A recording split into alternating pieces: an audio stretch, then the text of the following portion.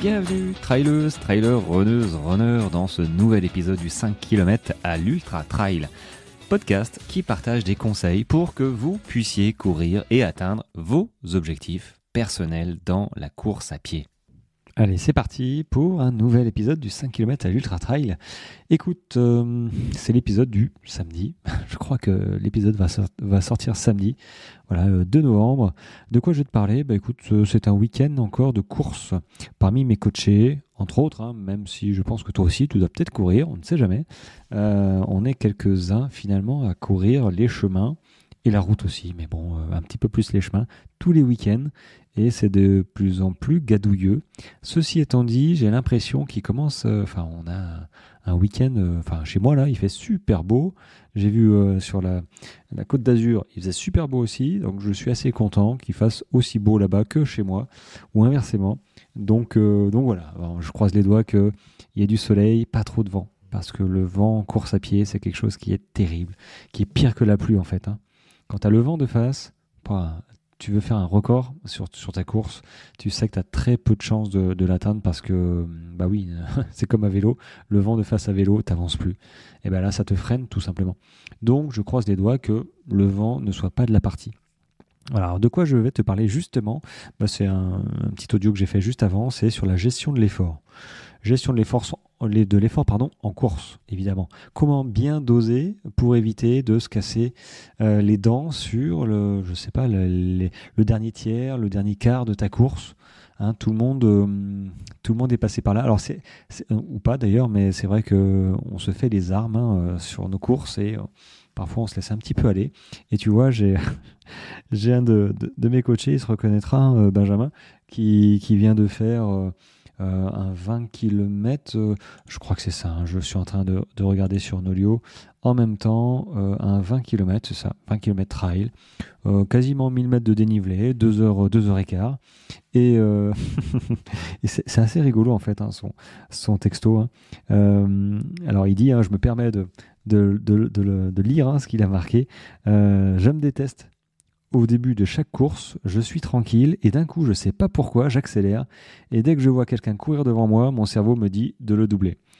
Et ça m'a fait beaucoup rire parce que, oui, c'est quelque chose qui, même à moi, quand on fait des ultras, on est plutôt en type endurance. Voilà, endurance fondamentale, quasiment. Peut-être un peu plus, mais voilà, on est quand même sur la réserve. Et ça marche. Il y a une personne qui est 100 mètres devant moi, il faut que je la rattrape. Je dis pas rapidement, on s'en fiche. Mais en fait, je l'ai dans le viseur, toi. Je l'ai devant moi, en ligne de mire. Et ça, c'est stratégique aussi. Parce que je me mets aussi... parfois, on me suit. On me suit 30 mètres derrière, 20 mètres, 100 mètres, n'importe. Et parfois, je profite des virages pour essayer d'accélérer un petit peu pour qu'ils me perdent de vue. Parce que moi, je me suis rendu compte, parce que ça me le fait, donc si ça me le fait à moi, je me dis que ça le fait aux autres, c'est que quand tu vois la personne devant, tu t'accroches, tu cours plus vite, tu essayes de la rattraper. Et je ne sais pas trop pourquoi, comment on arrive à switcher tous comme ça. Qu'importe la course, on essaye de gratter, bon, sauf si on est claqué. Et donc du coup, j'accélère pour essayer de me perdre s'il y a un autre virage. Comme ça, le coureur précédent, quand il fait son virage, il ne me voit plus. Et moi, je suis déjà passé à un autre virage. Et ça, ça c'est des petites stratégies. Je ne sais pas si ça marche. Mais je suis certain que si on ne me voit plus, finalement, on n'est plus la cible. Et du coup, le cerveau, je repasse en version rythme normal que je tiens. Tu vois, j'ai plus cette motivation d'aller chercher quelque chose. Et quand on n'a plus cette motivation, on rentre dans un certain train-train. Voilà, c'est normal. Et du coup, Benjamin m'a fait sourire et je crois que je lui ai répondu sur un 60 km, ça ne passera plus. Voilà. Oui, parce que sur un 60 km, si tu commences à vouloir rattraper tout le monde dès que tu en vois un, ça va être compliqué, parce que, à moins de partir dans les premiers, tu vas exploser en vol. Après, tout dépend de ton niveau.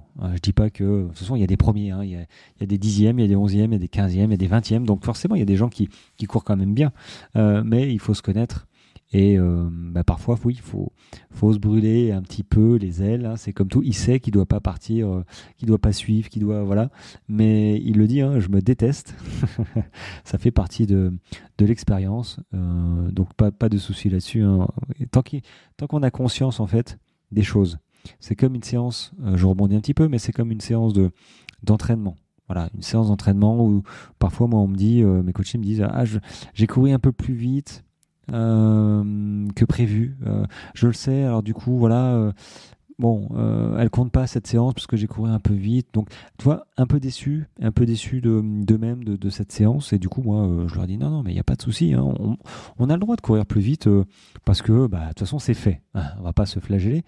C'est fait. C'est pas une catastrophe. Comme je leur dis souvent, il n'y a pas de séance ratée. Parce qu'une séance ratée, c'est une séance où tu n'es pas sorti. Tu as fait demi-tour et tu es resté chez toi. Là, oui, c'est une séance ratée parce que tu n'as pas été courir. Donc, à partir du moment où tu vas courir, c'est une séance qui est réussie. Alors, il y a des critères et puis il y a notre état d'esprit aussi qui rentre en jeu, évidemment. On ne va pas se satisfaire tout le temps. Ouais, je suis sorti, donc c'est réussi. Mais il faut parfois savoir se raccrocher à ce genre de détails. Et ce sont des gros détails, finalement, d'avoir cette volonté de sortir. Mais ce qui reste important, et c'est ce que je leur dis aussi, c'est que, ok, ta séance, tu l'as pas appréciée ou tu n'as pas respecté véritablement l'allure, tu as couru trop vite ou pas assez vite, bon, généralement trop vite. Mais ce qui est hyper important, c'est d'avoir conscience que tu as couru trop vite. Ça, c'est hyper important parce que quand on n'a pas conscience de ça, comme je leur dis, tu n'as pas conscience. Donc, tu es en version footing plus plus. Voilà, ce que j'appelle footing plus plus, c'est des footings où tu es bien, tu vois. Tu cours. Tu cours, voilà, tu transpires un petit peu, tu es un petit peu essoufflé, mais tu as l'impression de ne pas aller vite, toi. Donc ça, c'est footing plus plus. Quand tu t'en rends pas compte que tu es dans ce genre d'allure, mi-figue, mi-raisin, mais une allure qui finalement ne privilégie aucune des filières énergétiques, donc pas les lipides, pas les glucides, ça sert un petit peu de tout, mais surtout ça engendre de la fatigue. Je dis pas qu'il faut jamais courir comme ça, je dis juste que généralement, les débutants et les amateurs avertis ou d'autres, hein, ils courent souvent comme ça. C'est-à-dire en footing plus plus, sans véritablement prendre la décision de soit courir doucement en EF, soit courir vite, faire des fractionnés, 3 fois 5 minutes, 4 fois 4 minutes, plus vite, pas forcément sur une piste, hein, mais simplement plus vite. Donc ils n'ont pas conscientisé ça. Et du coup, ils n'ont pas conscientisé qu'ils couraient un petit peu trop vite tout le temps. Donc ils génèrent de la fatigue un peu tout le temps, ce qui amène au bout d'un moment, au bout de 3, 4, 5 semaines, à être démotivé, à commencer à se dire pourquoi j'ai perdu 2 minutes sur le même trajet, tout ça, quoi, un coup de pompe, et sans comprendre. Bon, en fait, c'est la fatigue plus plus le footing plus plus qui engendre un petit peu de fatigue, un petit peu de fatigue, un petit peu de fatigue. Et il y a un moment où, le réservoir, la chasse d'eau, comme qui dirait, se remplit et puis pouf, ça déborde et ça passe, ça part plus, ça ne passe plus. Donc, comme je leur dis, écoute, t'as couru peut-être un peu plus vite que prévu, mais sincèrement, moi, ce qui me plaît, c'est que tu t'en aies eu conscience. Tu as eu conscience que, ok, j'ai couru un peu vite. Et je suis pas content de moi ou contente de moi. Mais ça, c'est pas qu'on s'en fiche. Mais moi, ce que j'aime bien, c'est que, ok, ce qui est fait, c'est fait. Hein, et on peut pas y revenir dessus. Mais par contre, tu as conscience que, ok, tu as couru trop vite. Voilà. C'est top. Ça veut dire que si on a conscience d'une chose, c'est qu'on peut le corriger la fois suivante. C'est tout. C'est tout. Mais c'est ça qui est hyper important. C'est le plus important. Parce que si tu n'as pas conscience, il se passe plus rien. Tu corriges rien du tout. Et tu t'enfermes dans une spirale peut-être un peu négative à ton insu, que tu sais pas que tu fais mal les choses ou pas assez bien les choses. Et il y a un moment où potentiellement ça peut coincer. Donc pour en revenir à la gestion des efforts, j'allais dire physiques, mais pas que physique, hein, en fait, la gestion de l'effort en course, hein, ça tient évidemment compte du dénivelé. C'est pas la même chose de la gestion d'une course sur un 10 km plat qu'un 10 km trail avec, je sais pas moi, 200 ou 300 mètres de dénivelé. C'est absolument pas la même chose. Même si j'ai envie de dire, par dans une allure que tu maîtrises. Voilà. Et puis après, au bout de la moitié de la course, tu vois un petit peu où tu en es, tu peux commencer à accélérer. Tout dépend un petit peu de tes objectifs. Voilà, si tu t'es entraîné sur un 10 km pour le faire en 40, 45, 50 minutes, ok, là tu t'es entraîné sur des allures spécifiques. Donc normalement, tu dois tenir cette allure quasiment pendant 40, 45 ou 50 minutes. Maintenant, tu veux faire 1 heure, t'es pas certain ou certaine un petit peu de ton allure, tu sais pas si tu vas tenir ou c'est un challenge, tu vois, tu dis bon là c'est un gros challenge de faire 50 ou 1 heure, toi. Ok, évite de partir comme une balle. Voilà, évite de partir comme une balle pendant les 5 premiers kilomètres, parce que les 5 derniers vont être les plus durs. Enfin, surtout les 3 derniers vont être les plus durs sur un 10 km. Donc il faut gérer son effort au début, pas se mettre dans le rouge, mais pas non plus être en endurance fondamentale. Voilà, hein. Il faut faire sa course, mais garder suffisamment pour hop, switcher et potentiellement envoyer. Bah, c'est pareil sur un format trail. Hein. Un format trail, disons que le dénivelé, le profil, c'est vraiment quelque chose d'hyper important. C'est vraiment une des différences avec la route, c'est qu'il faut checker le profil. Moi, sur la route, les marathons, je m'en connais. Nice-Cannes, c'est plat, par où je passe, bon, ok. Ah, si, il y a une montée au 28e, ok, faut anticiper ça. Mais ça s'arrête là. En trail, c'est pas ça qu'il faut enfin si c'est ça qu'il faut anticiper avec les ravitaillements. T'as les ravitaux, où est-ce qu'ils sont, tous les combien. Il y avait quoi d'autre aussi. Il y a les ravitaux, il y a les barrières horaires que tu connais pas sur la route. Il y a pas de barrière horaire. Toi, ton marathon, si le barrière horaire, c'est l'arrivée, quoi. Enfin, il me semble, hein, à moins que ça ait changé, hein. T'as ça, donc les barrières horaires, les ravitaux, le profil. Tu cours plus vite en descente, normalement, hein. Tu marches en montée. Sur le plat, est-ce que tu marches, est-ce que tu cours? Ça fait partie de la gestion de l'effort. Est-ce que tu es capable de courir déjà? Et quand bien même, quand tu es au début, tu es capable de tout. Voilà. Tu es capable de tout. Mais c'est pas pour ça que tu es capable faut pas que tu fasses 15 km/h si c'est pas ta vitesse de croisière. Bon, c'est pas la vitesse de croisière de beaucoup de monde. Ce que je veux dire, c'est que c'est pas parce que tu es capable et que tu as les jambes au début, justement, qu'il faut envoyer du pâté. Tout dépend le format de ta course. Voilà, il faut pas se cramer. Et c'est là où la gestion de l'effort, ça reste un petit peu de l'expérience pour trouver le bon curseur, pour bien doser ton effort en course. Surtout, en fait, sur la longue. Plus tu vas allonger, plus la gestion de ton effort sera à prendre en compte. Même sur un 10 km, hein. Même si sur un 10 km, moi j'ai failli abandonner mon premier 10 km, hein, parce que je suis parti comme une balle, 16 km/h au début, et puis je suis descendu à 15,5, 15, 14, 5, 14. Et au bout de 4 km, je me suis dit, ouais, je vais arrêter. Voilà. Donc, c'est pas parce qu'il n'y a que 10 km que la gestion de course ne rentre pas en compte. Donc, gestion de course, évidemment, le type de terrain a toute son importance. Maintenant, dans la gestion de course, t'es ta course, tu vois, t'es dans ta course, tout ça, mais comment tu te sens? Tu vois, c'est quels sont les signaux physiques et mentaux qui peuvent te faire dire, tiens, là je suis en sur-régime, ou finalement ça va bien. Quand c'est physique, on s'en aperçoit, je trouve, plus facilement. Tu as la respiration, tu as la fréquence cardiaque qui s'envoie, tu sens que tu n'arrives plus à respirer, forcément tu vas ralentir. Tu as aussi les douleurs musculaires, les crampes. Ça, ouais, c'est des gros signaux physiques, hein. Donc il faut être capable de les interpréter et puis de trouver des solutions. Simple, hein. Il ne faut pas non plus faire maths sup, maths spé pour trouver des solutions, hein. Si tu es essoufflé, écoute, tu ralentis. c'est pas plus compliqué que ça. Si tu es essoufflé, ça veut dire que ton cœur, il bat trop vite. Il n'arrive plus à pomper suffisamment d'oxygène par rapport à ce que tu lui demandes. Donc il y a un moment où il faut l'aider et il faut ralentir parce que tu auras un point de côté, tu vas exploser. Donc la solution, c'est de ralentir. Mais il faut avoir cette lucidité de se dire, ok, là je cours trop vite, je ralentis. T'as quoi d'autre? Respiration, douleur musculaire. Douleur musculaire, c'est bon, est-ce que... Ok, j'ai peut-être des crampes, des trucs comme ça. Ah, faut peut-être que je mange, faut peut-être que je me complémente avec du salé, ce genre de choses. Faut peut-être que je boive aussi. Ça fait combien de temps que j'ai pas bu?